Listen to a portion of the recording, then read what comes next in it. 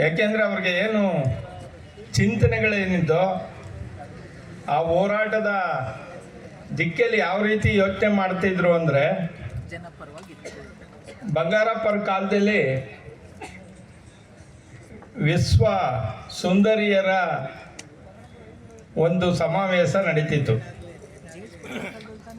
ಆ ವಿಶ್ವ ಸುಂದರಿಯರ ಸಮಾವೇಶನ ನೋಡಿ ಅವರು ಅಯ್ಯಯ್ಯೋ, ಯಾರನ್ನೋ ಸಮಾವೇಶ ವಿಶ್ವ ಸುಂದರಿಯರ ದೊಡ್ಡವ್ರನ್ನ ಸಮಾವೇಶ ಮಾಡಿದ್ರೆ ನಮ್ಮ ಹಳ್ಳಿಲಿ ಸಮಾವೇಶ ಮಾಡೋದು ಯಾವಾಗ ಅಂತ ಕಾಯಕ ಸುಂದರಿಯರ ಸಮಾವೇಶ ಅಂತ ನಮ್ಮ ಅರಳುಕುಪ್ಪೆಲೆ 2000ರಲ್ಲಿ ಫಸ್ಟ್ ಮಾಡಿದ್ರು.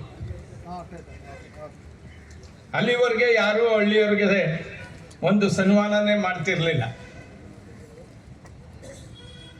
ಆಮೇಲೆ ಎಲ್ಲಕ್ಕಿಂತ ಹೆಚ್ಚಾಗಿ ಯಾರು ನಮ್ಮ ಪೌರ ಕಾರ್ಮಿಕರು ಯಾರಿದ್ರು ಅವ್ರಿಗೆಲ್ಲ ಸನ್ಮಾನ ಮಾಡಿಸಿದ್ರು.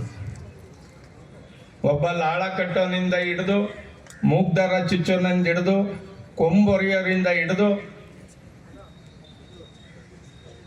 ಎಲ್ಲರಿಗೂ ಅವರು ಸನ್ಮಾನನ ಮಾಡಿಸಿ ಅದು ಚಾಲ್ತಿಗೆ ಬಂತು. ಇವತ್ತು ಚೆನ್ನಾಗಿ ನಡೀತಾವೆ. ಏನಾರ ಆಗಲಿ ಸನ್ಮಾನಗಳು ಕೆಳಸ್ತರದ ಜನಗಳಿಗೆ ಸನ್ಮಾನಗಳು ನಡೀತಾವೆ.